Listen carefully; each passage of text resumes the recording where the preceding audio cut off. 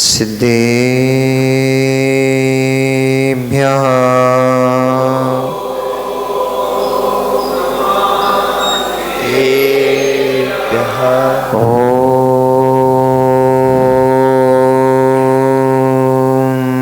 नमः सिद्धेभ्यः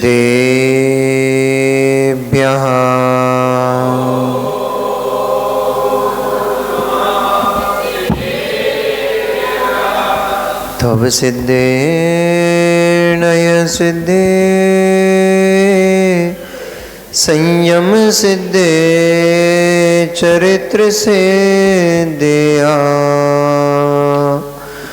नाणम इदंसणम मेया सिद्धे सिरसा नमस्सामि सिद्धं संपूर्ण भव्यार्थं सिद्धे कारणमुत्तमं प्रशस्त दर्शन ज्ञान चारित्र प्रतिपादनम् सुरेंद्र मुकुट श्लिष्ट पाद पद्मांशुकेशरं प्रणमामि महावीरं लोकत्रयीय मंगलम् नमो अरिहन्ताणं नमो सिद्धाणं नमो आयर्याणं नमो उवज्जायाणं नमो लोये सभ्यसाहुणं। जय बोली अनंत अनंत परम सिद्ध परमेष्ठी भगवानी की, जय बोली अनंत अनंत 24 तीर्थंकर भगवानी की, आचार्य भगवंत कुंद कुंद देव की, आचार्य भगवान श्री रविशरण स्वामी महामुनि राज की, परम पूजनीय चरया श्रोमणी अध्यात्म योगी आचार्य गुरुदेव श्री विशुद्ध सागर जी महामुनि राज की, अहिंसामयी जैन धर्म की, बीतरागी प्रभु श्री रामचंद्र भगवान की,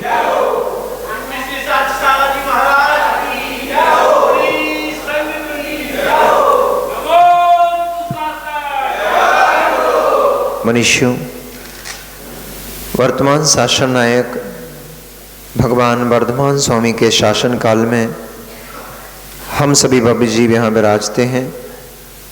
परम भट्टारक महाश्रमण उन भगवान वर्धमान स्वामी के मुख कमल से निश्रित वाग्वादिनी भगवती मजनवाणी का हम सभी भव्य जीव यहाँ करुणांजलि लगा करके पान कर रहे हैं।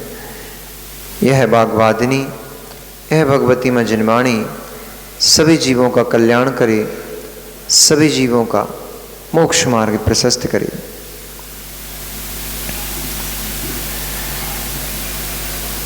संसार में प्रत्येक जीव आलम्बन को प्राप्त हो ऊर्ध्वगमन करता है अथवा किसी आलम्बन को प्राप्त कर अधोगमन कर जाता है। तब आचार्य भगवंत ने एक सूत्र प्रदान किया कि बेल मंडप तक ही चढ़ती है, फिर ठहर जाती है। बेल चढ़ती है किसी सहारे से और लकड़ी अथवा तार अथवा मंडप का सहारा उसको मिल जाता है। तो जितना बड़ा मंडप होता है वह बेल उतनी क्षेत्र में फैल जाती है। मंडप समाप्त हो जाता है तो उसका बेल का बढ़ना भी समाप्त हो जाता है।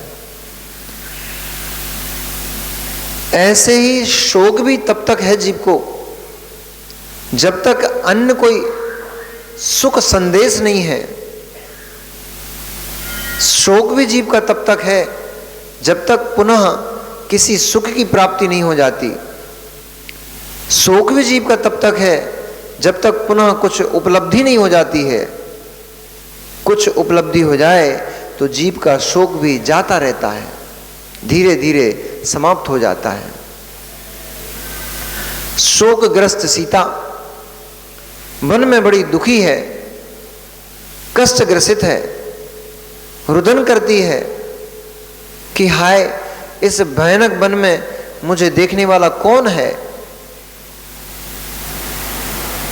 ए राम, तुमने तो मुझे छोड़ दिया, अब मैं इस वन में किसके सहारे जीऊं, किसके सहारे से रहूं?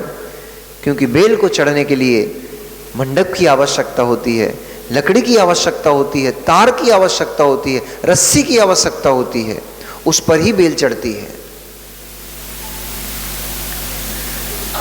ऐसे संसार में इस जीव को आलम्बन की आवश्यकता पड़ती है, उसमें सुख की कल्पना करता है जीव। उसके रुदन को सुनकर के और तो क्या कहें, ऐसा प्रतीत हुआ, ऐसा लगने लग गया कि नदियों ने जो अश्रुधारा हुई, उस अश्रुधारा को देख करके पशु पक्षी भी रुदन करने लग गए और उनकी आंखों से इतना नीर बहा कि जंगल में करदम मच गया, कीचड़ मच गई, नदियों में बाढ़ आने लग गई।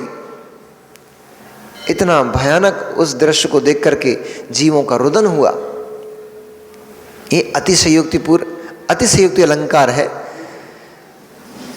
किसी के कष्ट को बताने के लिए ऐसे अतिशयोक्तिपूर्ण वर्णन करना होता है, उससे आपको अनुमान लगे कि सीता को कितना शोक था, कितना कष्ट था। ऐसी अवस्था को देख जब राजा वज्रजंग वहां से निकला, उन्होंने सीता के शोक को दूर किया। शोक तब तक है जब तक कोई आसरा नहीं मिलता। आसरा मिल जाए तो शोक आधा तो वैसे ही समाप्त हो जाता है, बचा हुआ शोक धीरे धीरे समाप्त हो जाता है। इसीलिए तो आप लोग जाते हो भैया, किसी के यहां गमी हो जाती है तो आप लोग सांत्वना देने जाते हो, जबकि ये बात सब जानते हैं, तुम भी जानते हो और सामने वाला भी ये जानता है कि तुम हमारा घर चलाने नहीं आने वाले। आज तुम सांत्वना देने तो आए हो, आज तो तुम बोल रहे हो, तुम क्यों चिंता करते हो, हम हैं ना आपके साथ। पर ये बात आप भी जानते हो कि आप किसी के साथ नहीं हो, आप केवल अपने परिवार के ही साथ हो।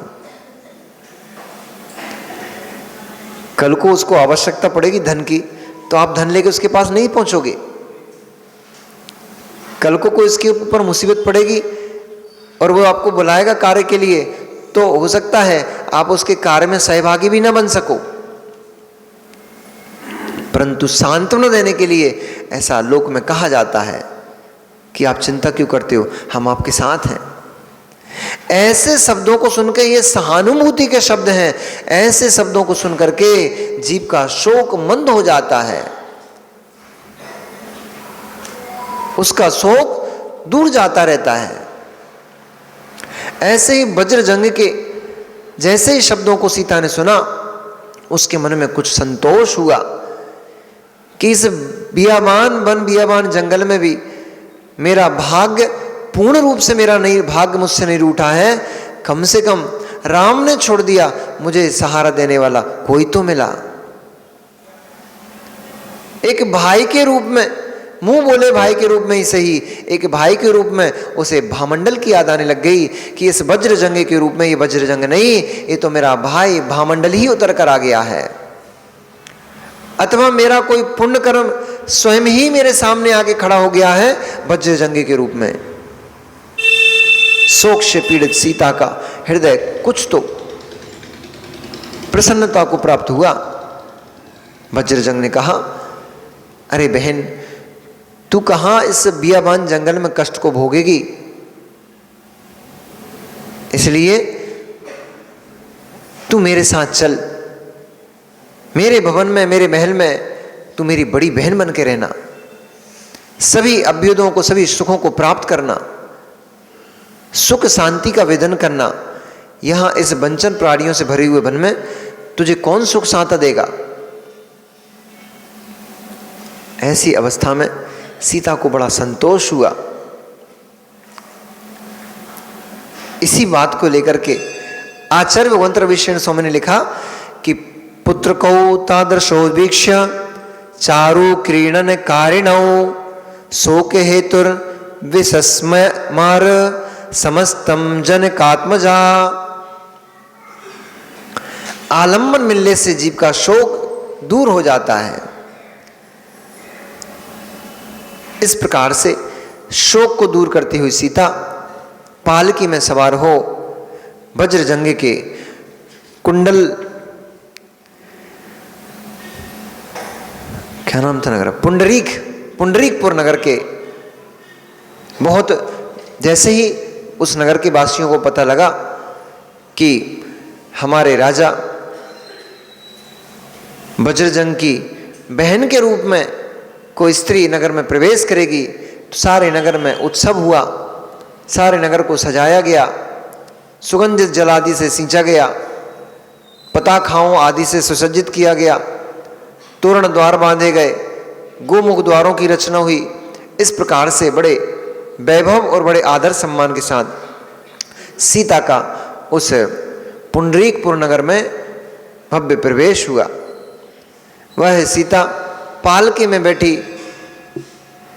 चट्टानों को, पहाड़ों को, वृक्षों को, नदियों को, बागीचों आदि, बागान आदि को देखते हुए चली जा रही थी। उन सब में उसको हर स्थान पर उसको राम की याद आती थी। हर स्थान पर वो अपने साथ राम को देखते पाती थी। नदी के तटों को देखते हुए वह स्मरण करती थी, ऐसे ही तो नदी के तट पर हम राम के साथ क्रीड़ा किया करते थे। उपवनों को देखती थी, वहाँ पर उसको राम की याद आती थी। पर्वतों की चोटियों को देखती थी तो उसको राम की याद आती थी। इस प्रकार राम के स्मरण रूप स्मृतियों के साथ वह पुंडरीकपुर नगर में प्रवेश की। प्रवेश के उपरांत उसका भव्य स्वागत हुआ, दिव्य अभिषेक किया गया, चंदन आदि का लेप किया गया, सुंदर सुंदर वस्त्राभूषण से उसको सुसज्जित किया गया। धीरे धीरे धीरे धीरे उसका शोक कम होता गया। कब तक रोएगी, कब तक रोएगी, कब तक विलाप करेगी? संसार की यही दशा है। कोई कितना भी प्रिय हो, समय सबको भुला देता है। क्षण मात्र, क्षण भर पहले जन्मी संतान भी यदि मृत्यु को प्राप्त हो जाए तो धीरे धीरे माँ 9 मास के कष्टों को भूल जाती है, अपने कार्यों में तल्लीन हो जाती है, संलग्न हो जाती है। सब समझ रहे हो दीपक भाई, सब समझ रहे हो। फिर भी तो मोह की दशा देखो, जीव का मोह वहीं जाता है, उन्हीं में लगता है। फिर भी उन्हीं में यह कल्पना संजोता है कि ये तो मेरा साथ देंगे, ये तो मेरे अपने हैं। यही तो जीव की अज्ञान दशा है। जिनमें अपनापन खोजता है वे अपने छोड़कर चले जाते हैं, फिर कष्ट से पीड़ित होता है जीव, दुखी होता है, नवीन नवीन कर्मों का बंद कर लेता है, फिर उन कर्मों के उदय में पुनः कष्ट को भोगता है, फिर नवीन नवीन कर्म को भोगता रहता है। बीज से वृक्ष, वृक्ष से बीज की संतति ऐसे ही निरंतर जीव की संसार में चलती रहती है।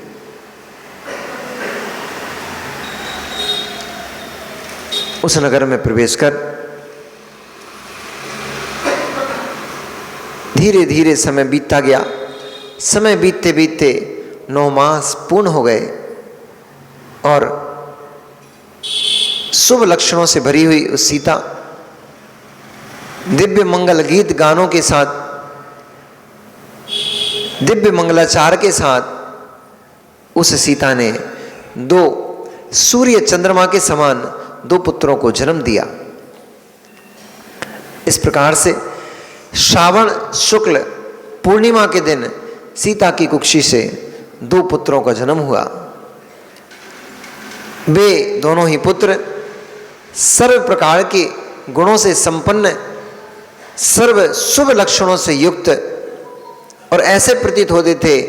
एक तो अंधकार को नष्ट करने के लिए सूर्य के समान हो, तो दूसरा रजनी को और संपूर्ण जगत को शीतल करने के लिए चंद्रमा के समान हो।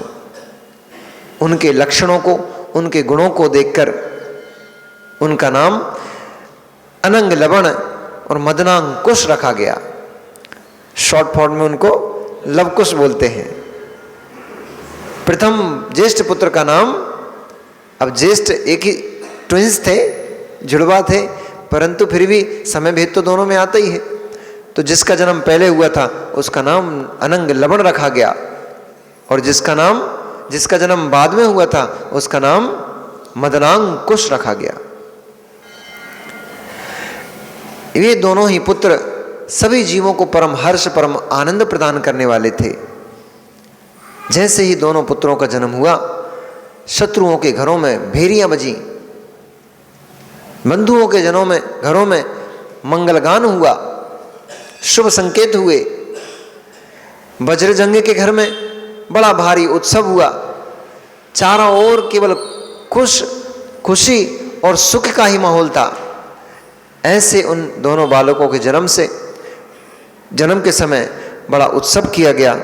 उन बालकों का संस्कार किया गया, उनको स्नान आदि क्रिया से संतुष्ट किया गया। इस प्रकार से सुख का समय पुनः सीता की झोली में आया। इसलिए यहाँ पर आचार्य भगवंत ने लिखा कि पुत्र को तादृशो वीक्ष, उन पुत्रों की शुभ चेष्टाओं को देखकर, उन पुत्रों के जो हाव भाव होते थे वे माँ के मन को अत्यंत आह्लादित करते थे, प्रसन्न करते थे। उनके हाव भाव को देख करके, उनकी नन्ही नन्ही बाल कीड़ाओं को देख करके माँ प्रसन्न होती थी। ऐसी उनकी बाल चेष्टाओं ने राम के दुख को, शोक को भुला दिया। बेल मंडप तक चढ़ती है, मंडप खत्म हो जाए तो बेल चढ़ना बंद कर देती है। ऐसे ही शोक तब तक ही है जब तक कि प्रसन्नता का कोई हेतु नहीं मिलता है। प्रसन्नता का हेतु मिलने पर शोक विलीन हो जाता है। उधर जब तक 9 मास पूरे नहीं हुए थे, राम की भी बुरी दशा थी।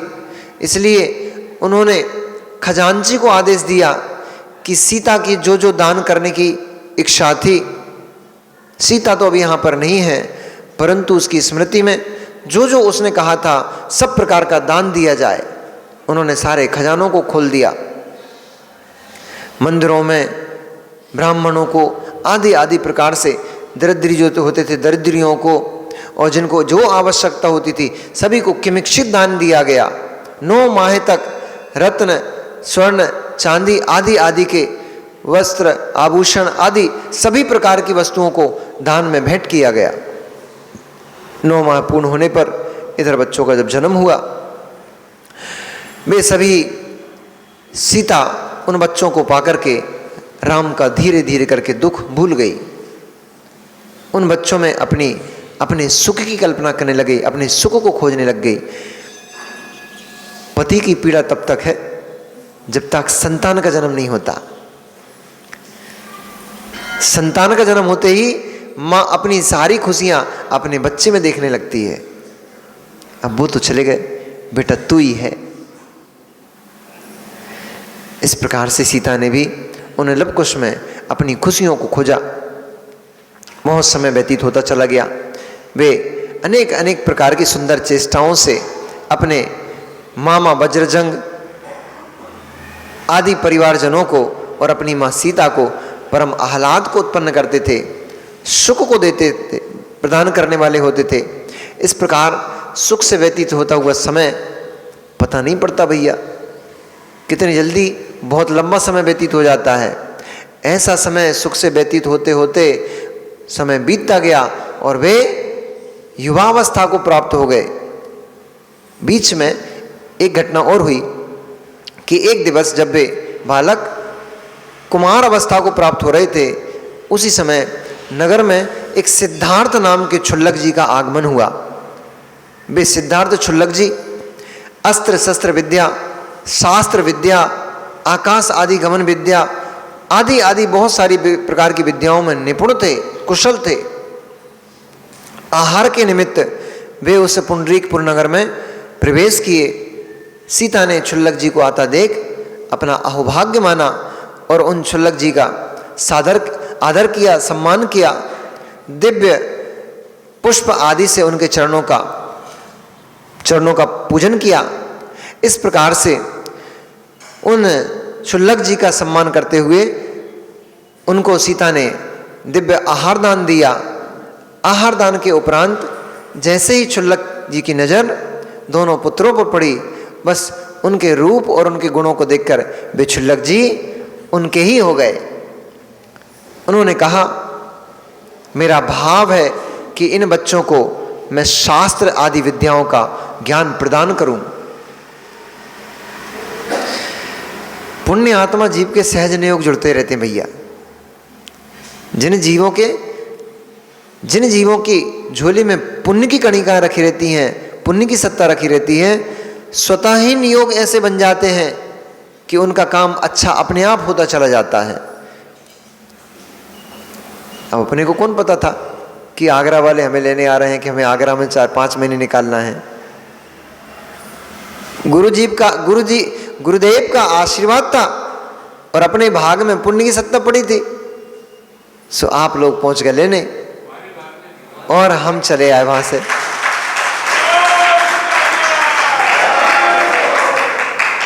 ये सब नियोग है। जिस जीव का जितने समय जहां जिस अवस्थान में ठहरना लिखा है, दाना पानी लिखा है, वो वैसे ही होता है। अपन तो निमित्त मात्र होते हैं, एक दूसरे के निमित्त बन जाते हैं। निमित्त बन करके किसी को कषाय उत्पन्न कराते हैं तो किसी को आनंद उत्पन्न कराते हैं, परंतु वास्तव में देखा जाए हम तो निमित्त मात्र होते हैं। वह कषाय भी जीव की अपनी ही होती है और वह आनंद भी जीव का अपना ही होता है। इस प्रकार आनंद का समय क्षुल्लक जी के बात को सहर्ष स्वीकार करते हुए वज्रजंग ने दोनों पुत्रों को उनको सौंपा कि आज से ये पुत्र आपके संरक्षण में रहेंगे और दोनों ही पुत्र आपसे शास्त्र शस्त्र नीति आदि सभी विद्याओं का पारायण करेंगे। समय धीरे धीरे बीतता गया। क्षुल्लक जी ने प्रसन्न चित्त हो, गुरु प्रसन्न होकर दे दे तो समझो लॉटरी लग गई। और गुरु खेद खिन्न हो जाए तो समझ लो घर उजड़ गया। इसलिए वैद्य को, गुरु को, राजा को और एकाद और वैद्य को, गुरु को, राजा को, इनको प्रसन्न रखना चाहिए। और तुम्हारी पत्नी को, उसको भी प्रसन्न रखना चाहिए, क्योंकि तुम्हारी देवी प्रसन्न रहेगी तो घर का संचालन व्यवस्थित चलता रहेगा, और देवी रुष्ट हो गई तुम्हारा घर का भंटाढार हो जाएगा। वैद्य प्रसन्न रहा तो अपनी पूरी ताकत लगा देता है रक्षा करने में। वैद्य रुष्ट हो गया तो उसके हाथों में बहुत कुछ है। राजा प्रसन्न होता है तो सब दे देता है, और राजा रुष्ट हो गया तो सब छीन लेता है। गुरु प्रसन्न है, वैसे तो गुरु प्रसन्न ही रहते हैं, फिर भी गुरु यदि तुम पर प्रसन्न है तो बिना कुछ किए तुम्हें विद्या की सिद्धि हो जाती है, मंत्रों की सिद्धि हो जाती है, और गुरु रूठ गया सारी विद्या बिसर जाती है।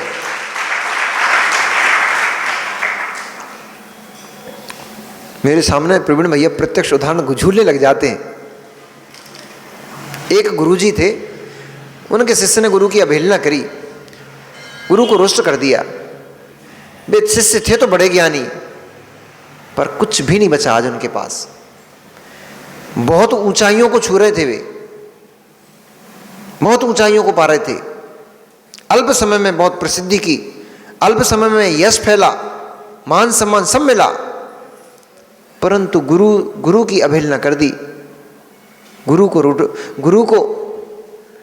रूठ गए उनसे, तो देखते देखते सब विलीन हो गया। न उनके ज्ञान की कोई कीमत बची, न उनके चारित्र की कोई कीमत बची, और ना ही उनके पास अब कोई यश बचा। इसलिए केवल सुनने और पढ़ने की बातें नहीं है, ये अनुभव करने की बातें हैं और जीवन जीने की बातें हैं। ये वैद्य प्रसन्न रहेगा, आप निरोग रहोगे। गुरु प्रसन्न रहेगा, सर्वगुण संपन्न रहोगे। आचार्य का एक सूत्र है, गुरु प्रसन्ना किम मन खिन्ना। यदि गुरु प्रसन्न है तो मन खिन्न करने की आवश्यकता नहीं है। गुरु प्रसन्न है, यही सबसे बड़ी निधि तुम्हारे पास है। और जगत में तुम्हारे पार, तुम्हारे पीछे कितनी भी भीड़ भाग रही हो, कितने भी लोग तुम्हारा मान कर रहे हो, सम्मान कर रहे हो, कितने भी लोग तुम्हारा यश गान गा रहे हो, गुरु तुमसे रुष्ट है, तुम कंगाल हो, तुम्हारे पास कुछ भी नहीं है। आर्य आर्य पसायण विद्या मंत्रम सिद्धंती। आचार्य के प्रसाद से विद्या और मंत्रों की सिद्धि हो जाती है स्वतः ही।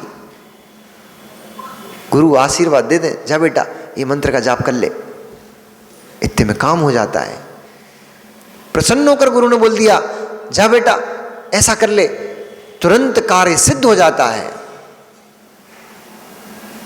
प्रसन्न चित्त होकर गुरु कुछ आदेश दे दे, तुरंत स्वीकार कर लो, तुम्हारा काम बन जाएगा। और गुरु रुष्ट हो गए तो तुम पीछे पड़े रहो उनके। हो सकता है वो मंत्र आदि तुम्हें दे भी दें, बता भी दें, परंतु सफल नहीं हो पाता। गुरु का प्रसन्न होना बहुत जरूरी है। और गुरु धन संपत्ति से प्रसन्न नहीं होते। गुरु चाटुकारी से प्रसन्न नहीं होते। जो करते ना, जिसको हमारी बुंदेलखंडी भाषा में बोलते हैं कि लुल्लो पुच्चो करते आगे पीछे घूमो, मस्का लगाते हुए आगे पीछे घूमो, इससे गुरु प्रसन्न नहीं होते। गुरु दूरदृष्टा होते हैं, गुरु तुम्हारे हृदय को जानते हैं, गुरु तुम्हारी बातों को जानते हैं, गुरु तुम्हारे सद आचरण से प्रसन्न होते हैं। गुरु तुम्हारी केवल गुरु आज्ञा में जीते रहो, इससे गुरु आनंदित रहते हैं, प्रसन्न रहते हैं। गुरु को शिष्य से क्या चाहिए?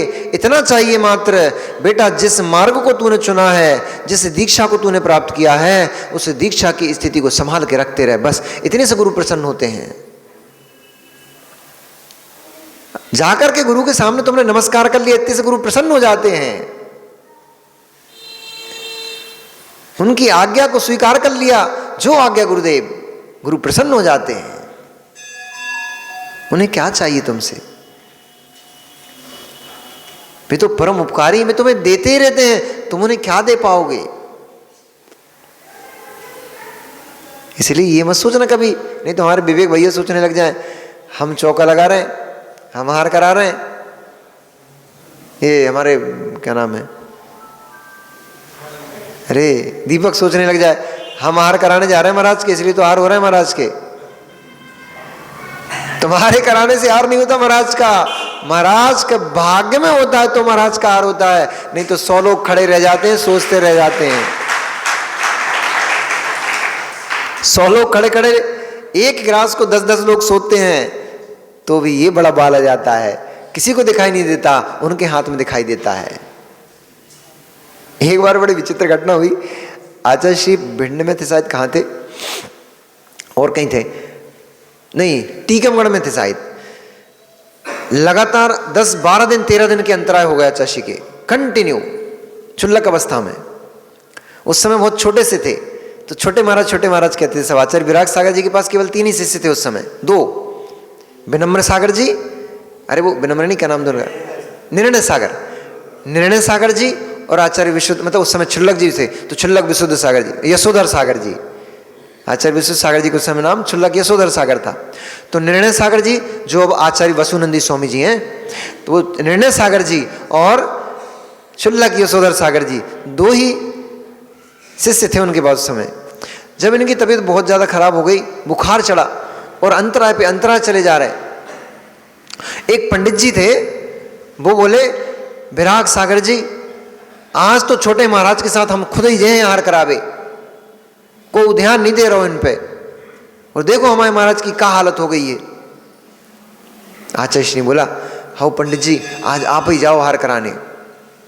महाराज के आहार अच्छे नहीं हो रहे हैं और उनका तबीयत भी ठीक नहीं, स्वास्थ्य भी ठीक नहीं है, इसलिए आप ही आहार कराने जाओ। पंडित जी गए। पंडित जी अपने साथ लेंस लेके गए। कह रहे हम तो लेंस से चेक कर करके चलाएंगे। पहले ही गिलास उठाया, इतना लंबा बाल। पहले ही गिलास उठाया, अंजलि पे नहीं रखा, पहले ही गिलास उठाया, इतना लंबा बाल। उनने उठा के रख दिया साइड में। बोले भैया गिलास दूसरे लाओ। तब तक उनने सब्जी की कटोरी उठाई, उसका शोधन करने लग गए, उसमें इतना लंबा बाल। बोले क्या हो रहा है? जिस चीज को देखो उसमें ही बाल। सब्जी देखी उसमें बाल, दाल देखी उसमें बाल, रोटी देखी उसमें बाल। बोले भैया तुमने क्या करो, रोटी बनाई है, सब्जी साग वो जो भोजन बनाओ है कि बाल ही बाल डाल दे जा में। तो जो और साथ में एक दो लोग थे बोले पंडित जी कहाँ बाल दिख रहा है? बोले देखना इतना बड़ा बाल नहीं दिख रहा क्या? कहाँ दिख रहा है? चम्मच चलाई, हिला डोला के देखा, कहीं बाल नहीं। दाल में तो बाल नहीं, सब्जी में बाल नहीं, रोटी की गिलास में बाल नहीं, पंडित जी को बाल दिखे। बोले बात क्या है? पंडित जी से बोला जरा लेंस को तो देखो। पता लगा लेंस में इतना बड़ा बाल लगा था। अब पंडित जी जो सामग्री उठाए लेंस से चेक करें, हर जगह बाल दिख जाए उनको। तो ऐसी विचित्र स्थितियां हो जाती है भैया। जब अंतराय कर्म का जीव का उदय होता है तो 10-10 लोग खड़े खड़े देखते रहते हैं, चेक करते रहते हैं, शोधन करते रहते हैं, फिर भी अंतराय आ ही जाता है। अब तुम कहां कहां रोक पाओगे? बाल को रोक पाओगे, चींटी को रोक पाओगे, मुर्दे को कैसे रोक पाओगे? वो मुर्दा निकल जाता है। राम नाम सत्य करते निकल गए, हो गया काम। अब तुम सर पकड़ के बैठे रहोगे। अब हम क्या करें? बाल देखा, चींटी देखी, जीव जंतु कोई ना आ जाए वो देखा, अब इतना बड़ा जीव निकल गया, अब कैसे अंतराय को रोकें? इसलिए भैया भाग्य से बड़ा किसी के पास कुछ नहीं होता। जिसके पास भाग्य है, जिसके पास पुण्य की सत्ता है, उसको सारे के सारे नियोग स्वतः ही प्राप्त हो जाते हैं। और जिसकी पुण्य की सत्ता क्षीण हो जाती है, उसके बने बनाए नियोग भी काम नहीं आते हैं। और इसका इतना बड़ा प्रमाणिक उदाहरण मैं आपको बताऊं। लोग कहते हैं नक्षत्र देख लो, ग्रह देख लो, हाथ देख लो, रेखाएं देख लो, दुनिया भर की सब चीजें देख लो। देख लो, रामचंद्र जी के राज्य अभिषेक का मुहूर्त गुरु वशिष्ठ ने देखा था, ऐसा वैदिक रामायण में कहा जाता है। पद्म पुराण से नहीं बता रहा हूं, ये वैदिक रामायण से बता रहा हूं मैं, कि रामचंद्र का मुहूर्त देखने वाले गुरु वशिष्ठ थे, जो सर्वगुरुओं में श्रेष्ठ कहलाते थे। प्रातः काल मंगल वेला सब शुभ ही शुभ था। सारे के सारे नक्षत्र ग्रह जितने भी थे सबके इनके ही पक्ष में थे। सुबह होते खेल देखो क्या हो गया, सारे मुहूर्त, सारे नक्षत्र, सारे ग्रह, सारी शुभ क्रिया सब रखी रह गई। राम को बन जाना पड़ गया। इसलिए पुण्य कर्म की सत्ता है तो बिना ग्रह, बिना नक्षत्र, बिना तारे, बिना कुंडली, बिना हाथ, बिना मुहूर्त, बिना कुछ देखे भगवान सिद्ध प्रभु का नाम लेकर के कूद जाओ, तुम्हारा काम सफल हो जाएगा। पुण्य की सत्ता नहीं है, पुण्य की सत्ता नहीं है तो तुम कुछ भी कर लो, कुछ भी दिखा लो, कितने क्रियाकर्म कर लो, सब कर्म साइड में रखे रह जाएंगे और जो होना है वो होके रहेगा। कभी सोचा ही नहीं था, कभी सोचा ही नहीं था।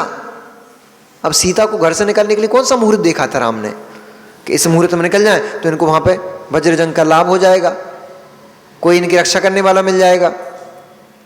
पर भाग्य था, दुर्भाग्य था तो पति ने घर से बाहर निकाल दिया, लोगों ने कलंक लगा दिया। भाग्य था तो कलंकित सीता को भी भाई मिल गया जंगल में।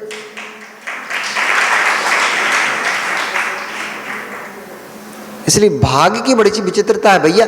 कुछ कमाना ही है जीवन में, कुछ कमाना ही है तो पुण्य करो, भाग्य कमाओ, धर्म करो, पुण्य करो, भाग्य कमाओ, दान आदि क्रियाएं करो, भाग्य कमाओ। इनसे ही तो कमाओगे, भाग्य कहीं बाजार में थोड़ी मिलता है। नहीं तो हमारे रिंकू भैया सोचें ठीक है भैया, आज एक काम करते हैं, आज की जितनी कमाई होगी उसमें पूरे में भाग खरीद लाएंगे। हाँ, शायद उससे ही भाग खरीदाएगा, उससे भी भाग खरीदाएगा। जो कमाई करो उस कमाई का 10%, 20%, 15% दान धर्म में लगाओ, शुभ क्रिया में लगाओ, भगवान की भक्ति पूजन में लगाओ, वही कमाई भाग बना देगी।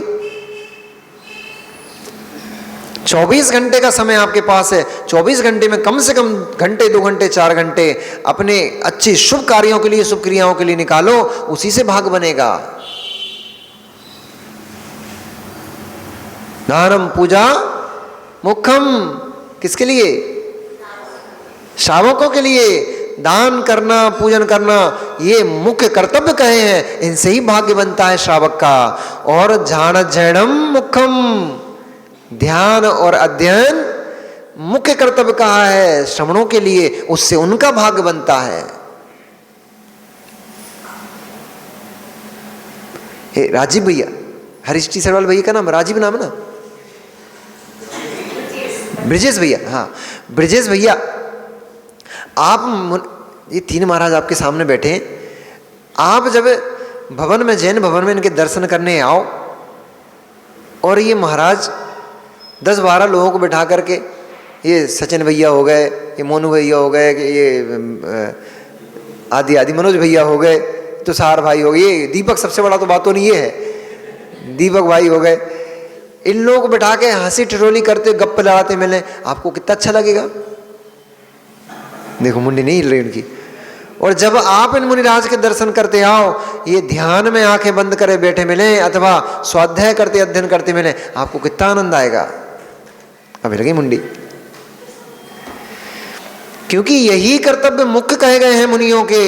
मुनिराज हो, ध्यान अध्ययन करते मिले, शुभ क्रिया करते मिले अथवा शुद्ध की अनुभूति लेते मिले तो ही आनंद देते हैं। श्रावक दान पुण्य करें तो ही आनंद देता है, शेष तो सभी व्यर्थ है, कचड़ा, शेष तो सारा कचड़ा, किसी काम का नहीं। आप कहो महाराज जी आपको क्या है, आपने तो छोड़ छाड़ दो सब। अरे सब देखने पड़ता हमें, मोड़ा मोड़ी है, घर परिवार है, नाती पोते सब है, नानी फूफा ताऊ मोमा, उनकी की शादी है, कोई की ब्याह है, कोई की गमी है, कोई को कुछ है, कोई को सब देखना पड़ता है। तुम्हें क्या है? तो मुनिराज को अपने ऊपर, अपने भाग्य के ऊपर इतना भरोसा। अब पकड़ना जरा अंदर के रहस्य को। आपको इतना ही भरोसा नहीं है, क्यों कमा कमा कर रखते हो? कहीं बीमार हो गए तो, कुछ हो गया तो, आना पड़ गया तो, जाना पड़ गया तो, इतने सारे तो लगे हुए हैं। मुनिराज के आगे कोई तो ही नहीं लगा। यानी आपको इतना भी भरोसा नहीं है कि मेरे पास यदि पुण्य की सत्ता होगी तो मैं बीमार नहीं पड़ सकता, और पाप कर्म की सत्ता होगी तो मेरी बीमारी को कोई रोक नहीं सकता। मुनिराज को अपने पुण्य पर, अपने भाग्य पर इतना भरोसा कि उन्हें भी नहीं रखते अपनी जेब में 2-500 हजार, 2-4 हजार, 5 हजार रुपया, जेब ही नहीं है, रखेंगे कहां से? वे इस बात की चिंता भी नहीं करते कल मेरे साथ क्या होने वाला है, कल मुझे भोजन की उपलब्धि होगी कि नहीं होगी, ये भी चिंता नहीं है। कहीं मुझे बुखार आ गया तो मेरा क्या होगा, ये भी चिंता नहीं है। भाग्य होगा तो प्रवीण जी जैसे पता नहीं कितने सारे लोग होंगे खड़े होकर के, और 10 वैद्यों को लाके खड़ा करेंगे और कहेंगे महाराज के स्वास्थ्य को ठीक करो भैया जल्दी। प्रवीण जी हम आपको पहचानते थे कि पहले से? क्या नहीं पहचानते थे। फिर भी आपने कितने 16 खर्च करे, कितने खर्च करे? कितने? 14, 16 नहीं 12 कलश में 12। अच्छा 12 हरी गड्डियां कैसे छोड़ दी आपने? ना हम आपको जानते थे ना आप हमें जानते थे, फिर भी गड्डियां कैसे छोड़ दी? अरे 10-5 हजार रुपए बच्चों को देने में संकुचित होता है व्यक्ति। पुत्र पुत्रियों के ऊपर 10-5 हजार रुपए खर्च करने में पसीना छोड़ देता है उसको। सब चीजें याद आने लग जाती हैं, भैया कहाँ कर रहा है, क्यों कर रहा है, कैसे करेगा, क्यों जा रहा है, कहाँ जा रहा है, सब बातें पूछ लेगा तब देगा। यहां तो मोटी मोटी गड्डियां छोड़ दी, फिर भी 12 कैसे छोड़ दिए? यही तो पूर्व का संबंध है भैया, यही तो पूर्व का संबंध है, यही तो धर्म धर्मात्मा का संबंध होता है। धर्म को देख करके लाखों करोड़ों सब खर्च हो जाते हैं।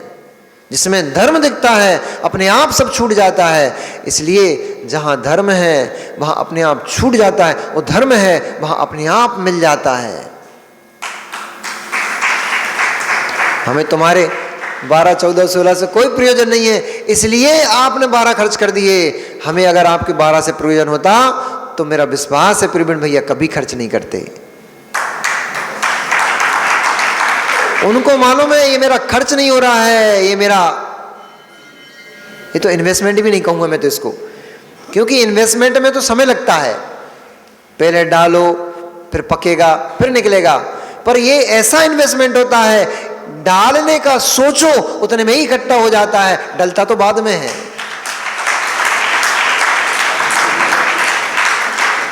अभी पूरे 12 दिए नहीं होंगे शायद इनको, परंतु उस बात दे दिए क्या? पीठ ठोकने लायक आदमी है ये, मतलब कोई उधारी का काम नहीं। और सही बात भी यही है, सही बात भी यही है भैया। उधारी के कार्यक्रम बेकार। कल किसने देखा और कल की स्थिति किसने देखी? आज है ये लो भैया, इतना है इतना लो, इतने में अंदर, इतने के अंदर बात बन रही है तो लो, नहीं बन रही तो तुम अपने घर, हम अपने घर। करोड़ों लाखों को खर्च करके, करोड़ों लाखों की हमने यदि बोलियां ले ली और पूरा जीवन उसको चुकाते चुकाते निकल गया, उस बोली का कोई मतलब नहीं भैया, क्योंकि बहुत संक्लिष्टता देता है वो। हजारों की बोली, हजारों के कलश लेना ठीक है, जिसमें अपनी जेब से निकालो ये रखो, वो दान श्रेष्ठ है। 1000 का भी वो दान श्रेष्ठ है, 100 रुपए का, 1 रुपए का भी वो दान श्रेष्ठ है जिसमें उधारी नहीं होती। और जिसमें उधारी होती है वो अरबों खरबों की संपत्ति भी बेकार, किसी काम की नहीं। लाखों करोड़ों का दान, अरबों खरबों का दान बेकार, क्योंकि संक्लिष्टता हर समय बनी रहेगी। उनको इतने देना है। और फिर जो हमारे ये मनोज भैया के बड़े भैया, क्या नाम उनका, ओम रविंद्र भैया कट्टा लेके पहुंच गए। भैया तुम्हारे कलश की 1,11,000 की बोली थी, करो। उनको लगेगा कट्टा लेके आए हैं हमारे पास, ठोकने के लिए आए हैं। फिर उधर भागता उधर जाता, अरे यार देखो सुनो वो आ रहे हैं, कि देना घर में नहीं है। ऐसा होता है कि नहीं होता है? ऐसा ही होता है। इसलिए उधारी का दान मत करो। पुण्य कमाना है, तुरंत 1 रुपए में भी आप लाखों करोड़ों का पुण्य कमा सकते हो। उदार चित्त होना चाहिए, हृदय उदार होना चाहिए, विशाल होना चाहिए। जितना आपके पास सामर्थ्य है उतने में से दान करो, आपको वही पुण्य मिलेगा। करोड़ों की सामर्थ्य तो करोड़ों का दान करो, नहीं है सामर्थ्य 1 रुपए की सामर्थ्य 1 रुपए का दान करो। उदार चित्त होकर के करो, उधारी का नहीं। उदार हो, उधार मत हो। भाग्य है, पुण्य की सत्ता है, अपने आप सुयोग निमित्त जुड़ जाते हैं। क्षुल्लक जी स्वयं चलकर आ गए, विद्याएं ऐसी ऐसी विद्याएं सिखाई, ऐसी ऐसी विद्याएं सिखाई कि किसी ने कल्पना भी ना की होगी। ऐसी विद्याओं के भी पारगामी क्षुल्लक ने अपनी सारी की सारी विद्याओं को उन दोनों पुत्रों के ऊपर उड़ेल दिया। शीघ्र ही, थोड़े ही समय में वे दोनों के दोनों शिष्य, लव और कुश दोनों के दोनों सभी विद्याओं में पारगामी हो गए। समय बीतता गया, धीरे धीरे युवावस्था को प्राप्त हो गए। तब मामा वज्रजंग को, भले ही मुंह बोले थे तो मामा, तो चिंता तो सताती भैया। तो मामा को दोनों बालकों के विवाह की चिंता सताने लग गई। अब बड़े हो गए इतने जल्दी, अब भाई पैदा हुए, भाई बड़े हो गए। हमारा काम फास्ट है, हमारे निवृत्त साहब जी काम तो और ही फास्ट है। हमने तो कम से कम आधा घंटा पौने 1 घंटा लगा दिया, वे तो 5 मिनट में बड़े कर देते। और कहो तो 5 मिनट के अंदर ब्याह भी करा डालते। फास्ट चलते हैं, खाते पीते भी फास्ट है, चलते भी फास्ट है, सब फास्ट ही है वो। हमारे योग सागर जी मगर थोड़े स्लो हैं, आज हमारी टांग खींच रहे थे ये।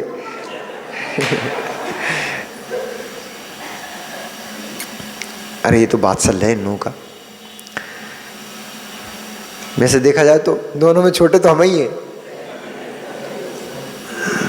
दोनों उम्र में बड़े हैं, एक्सपीरियंस में बड़े हैं।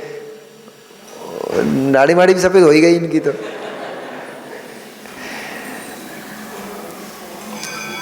इस प्रकार से सभी विद्याओं पारगामी वे दोनों ही पुत्र सारे लोगों के मन को मोहने वाले, चित्त को हरण करने वाले और अपनी अनेक अनेक प्रकार की चेष्टाओं से सभी को संतुष्ट करने वाले ऐसे वे दोनों पुत्र कुल के आभूषण के समान और लोगों के तिलक के समान यत्र तत्र विचरण करते थे, यत्र तत्र अटखेलियाँ करते थे, अनेक अनेक अवस्थाओं, अनेक अनेक स्थानों पर सुख को प्राप्त करते थे।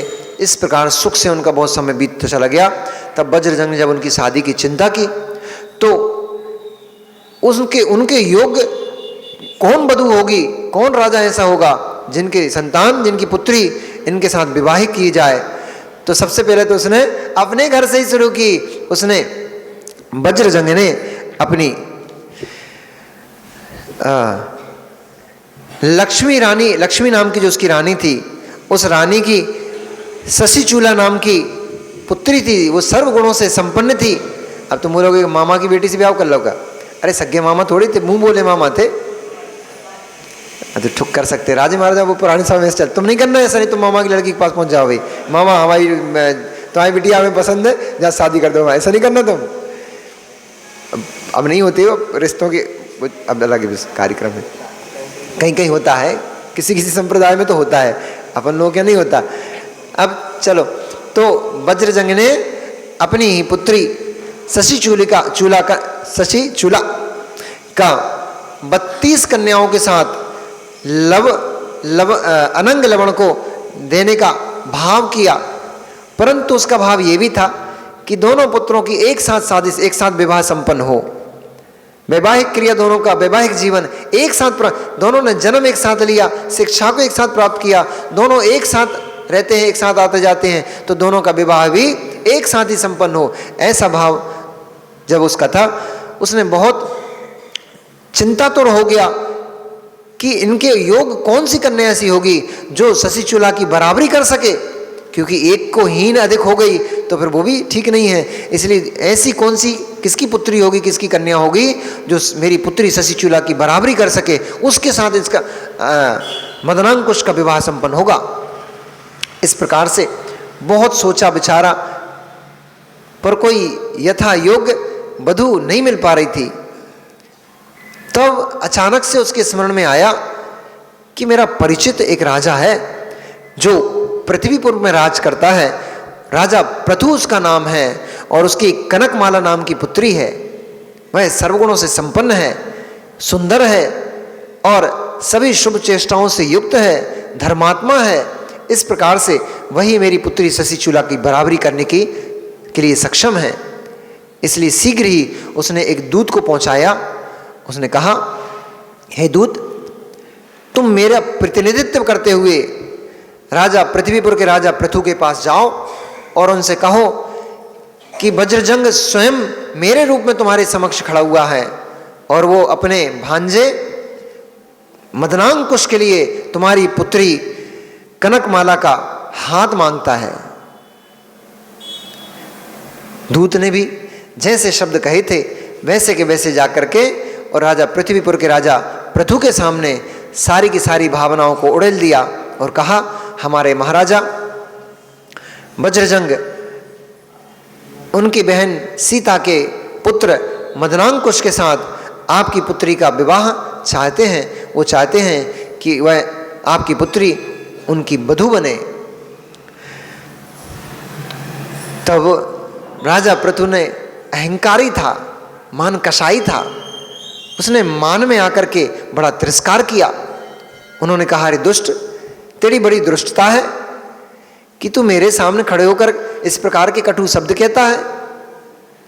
उसने कहा, दूत ने कहा कि स्वामी, मैं तो स्वामी का भक्त हूँ, स्वामी ने जैसा निवेदन किया है और इसमें दृष्टता तो कुछ मुझे प्रतीत नहीं होती है, क्योंकि उन्होंने आपसे निवेदन किया है और वो तो आपको संतुष्ट करना चाहते हैं, अपने भांजे के साथ आपकी पुत्री का विवाह कर आपका मान बढ़ाना चाहते हैं। इसमें आपको क्या दुष्टता दिखती है? तब अहंकारी राजा पृथु ने कहा कि एक वर के अंदर 9 गुण होना चाहिए। कौन कौन से? पहला, कुलीन होना चाहिए, पहला ही गुण कुलवंत होना चाहिए, कुलीन होना चाहिए। दूसरा, शील संपन्न होना चाहिए। तीसरा धन से संपन्न होना चाहिए, चौथा रूपवान होना चाहिए, पांचवा समानता रखने वाला होना चाहिए, छठवा बलशाली होना चाहिए, सातवा अवस्था यानी कि स्वयं का राज्य होना चाहिए, और देश किसी देश का राजा महाराजा होना चाहिए, शासक होना चाहिए, और अंत में विद्या का पारगामी होना चाहिए। तुम में दीपक एक दो है क्या? नहीं है क्या? तो ठीक है, मिल जाएगी मतलब तुम्हें। कह रहे तो क्योंकि वो बधू का पिता देखेगा ना, अब हमने और बता दिए, इस पे चलेगा अब तो और देश में चल जाएगा। एक मिल जाए बहुत है भैया। और कितनी का तुम करोगे क्या? एक से ही बच के रहना, बहुत खतरनाक आइटम है ये। हाँ, अच्छे अच्छों की नाक काट डालती है ये जो वाला जो आइटम है ना, ये अच्छे अच्छों की बैंड बजा देती है, इसलिए बचे रहो इससे। तो कल वो सुना रहे थे ना, कौन सुना रहा था कल? कोई तो बोल रहा था रात में कल भैया वर्ती के समय पे कि भैया क्या सोच रहे हो तुम, बचे रहो तो बचे रहो, बोला जाएगा तो लफड़ा हो जाएगा बहुत बड़ा। तो देख लो तुम्हारे पहले भाव अच्छे थे, प्रशस्त थे, उनको वापस जगाओ। सो गए हैं, उन सोतों को वापस से जगाओ, अपना काम बनाओ। इस प्रकार से उसने कहा, तेरे स्वामी के भांजे में तेरे पुत्र, तेरे कुल के जिसके साथ तू विवाह करवाना चाहता है, उसके कुल का ही अता पता नहीं है, किस कुल का जन्मा है, किसका पुत्र है, यही पता नहीं, पहला ही गुण उसके अंदर नहीं है, मेरी पुत्री उसको कैसे दे दूंगा? बड़ा तिरस्कार कर दिया ये तो, बड़ा तिरस्कार कर दिया ये तो। तेरी उसकी मां कलंक से दूषित है, उसकी मां कलंक से दूषित है, उसके पुत्र को कैसे मैं अपनी संतान दे दूंगा? अब सोच रहे होंगे कि ये पुरुष, कुछ महिलाएं माताएं सोच रही होंगी ये पुरुष कितने अभिमानी होते हैं, ऐसा बोलते हैं। मां आपकी बेटी होती इस समय तो आप क्या सोचती, क्या बोलती? सब जगह अपने आप को रख के देख लेना चाहिए, फिर निर्णय ठीक हो जाता है। आप भी तो यही देखते हो, कुलीन बच्चा हो, धर्म से संस्कारित हो, अब पैसे देखते हैं, नोट पानी अच्छे होना चाहिए, इकलौता लड़का होना चाहिए। अब की सोच, आज की आप लोगों क्या सोच हो गई है? माल पानी खूब होना चाहिए, सरकारी जॉब हो तो दी बेस्ट, नहीं हो तो कम से कम 8, 10, 15 लाख का पैकेज वाला तो होना चाहिए। सास घर में इकलौती संतान होना चाहिए, नदन ना हो, और अगर हो भी तो देवर एक ही देवर हो बस, ज्यादा ना हो, और सास ना हो तो बहुत अच्छी बात है, हो तो विवाह के बाद सास अलग रहे, हमारी बिटिया बहू बन के अलग रहे। ऐसी तो तुम्हारी सोच हो गई है। माँ, तुम्हारे घर में भी तो बेटा होगा, तुम्हारे घर में भी तो बेटा होगा, उस बेटे के लिए जब तुम बहू देखने जाओ और वह भी यही कंडीशन रख दे कि बहू के पहुंचते ही सास चली जाए, या तो ऊपर चली जाए या दूसरा घर में रहे। अब सोचो अपनी संतान के लिए तुम्हारा क्या भाव होगा कि हमने अपने बेटे को पाल पोस के इतना बड़ा किया, ये बहू ने आते ही हमारी संतान हमसे छीन ली। तुम्हारा भाव देखो इस समय, अगर अपने आप को वहां पर रख कर देखो, फिर अपनी बेटियों के लिए ऐसा वर ढूंढना। लेकिन अब तो भाव यही होता है, धन के पीछे मत भागो, धन के पीछे मत भागो, क्योंकि धन तो आना जाना रहता है, कब हाथ से खिसक जाता है पता भी नहीं पड़ता है, और किसी के पास कब धन हाथ में आ जाता है पता भी नहीं पड़ता है। धर्मात्मा जीव देखो, संस्कारी देखो, संस्कार है, धर्म हाथ में है तो संपत्ति तो पीछे पीछे भागती है, और धर्म नहीं है जीव के हाथ में तो कितनी संपत्ति का मालिक हो, धीरे धीरे करके सब विलीन हो जाती है। क्योंकि धर्मात्मा जीव स्वस्थ से शरीर ठीक रहता है, मानसिक तरीके से ठीक रहता है। जिसके पास धर्म है, पुण्य है, वह शारीरिक मानसिक आदि सभी प्रकार से स्वस्थ रहता है। जिसके पास धर्म नहीं है वो सभी प्रकार से दुखी रहता है। धन देख भी लोगी, धन देख भी लोगी, घर में क्लेश होगा, पियक्कड़ मिल गया, बाहर जाके मांस खाने वाला मिल गया, अंडे खाने वाला मिल गया, फिर क्या करोगे? फिर तलाक का पेपर लिए लिए घूमोगे। इसलिए धन के पीछे मत भागो केवल कि धनी होना चाहिए। संस्कार देखो सबसे पहले कि बच्चे के संस्कार क्या है। कुल को देखो, कुल क्या है उसका। उसने भी अपना, गलती उसकी भी नहीं है, गलती पृथु की भी नहीं है। उसने जैसा सुन के रखा था वैसा उसने उसको कह डाला। दूत का बड़ा अपमान किया। अपमानित होकर के दूत राजा वज्रजंग के पास पहुंचा। उन्होंने कहा कि वो बड़ा अभिमानी है, अहंकारी है, उसको इस बात का डर है, इस बात का भय है। वो कहता है कि जिसके कुल का ही अता पता नहीं है उसको कैसे अपनी संपत्ति सौंप दूं। ऐसे शब्दों को सुनकर वज्रजंग का क्रोध 7वें आसमान पे चढ़ गया। उसने कहा, ठहर, अभी मैं तेरे नगर को, तेरे पूरे राज्य को तहस नहस कर डालता हूं, फिर बताता हूं कि किस कुल के बच्चे हैं ये। और ऐसा सोच शीघ्र ही उसने सभी अपने राजाओं को तैयार किया और पृथ्वीपुर के ऊपर उसने चढ़ाई कर दी। उधर जैसे ही राजा पृथु को इस बात का ज्ञान हुआ कि राजा वज्रजंग ने बड़ी सेना को लेकर के मेरे नगर की तरफ आ रहा है, उसने भी अंग, बंग आदि, मलय आदि देशों के ढेर सारे देशों को उसने इकट्ठा किया। इकट्ठा कर उसने भी अपनी बड़ी भारी सेना तैयार की। तब तक उसकी सेना का ज्ञान करते ही पुनः राजा वज्रजंग ने अपने सारे इष्ट मित्रों को बुला लिया, अपने सभी पुत्रों को बुला लिया। इस प्रकार से जब युद्ध का प्रारंभ होने वाला था, दोनों तरफ की बड़ी बड़ी भारी सेनाएं एकत्रित होकर के युद्ध स्थल पर पहुंचने वाली थीं, तभी ये लवकुश खड़े हो गए और उन्होंने मां से कहा कि मां, हम भी युद्ध के लिए जाएंगे। अब मां क्या कहेगी? मां क्या कहेगी इस समय? नहीं बेटा, अभी तुम्हारी युद्ध की अवस्था नहीं है। नहीं मां। तो फिर मां कैसे कहेगी? अभी कल बताएंगे हम आपको। मां अपने बच्चों को रोकेगी ना, तो अब लवकुश जाएंगे कि नहीं जाएंगे और युद्ध होगा, अथवा सेना से भयभीत होकर के राजा पृथु अपनी पुत्री को लेकर आ जाएगा, अथवा पुण्य के नियोग से कुछ ऐसा घटित होगा कि वो स्वयं अपनी पुत्री को देने तैयार कर लेगा। कुछ ना कुछ तो कल घटित होगा। देखते हैं कल क्या होता है। नमो रियंताणम, नमो सिद्धाणम, नमो आर्याणम, नमो वज्राणम, नमो लोय सब साहुणम।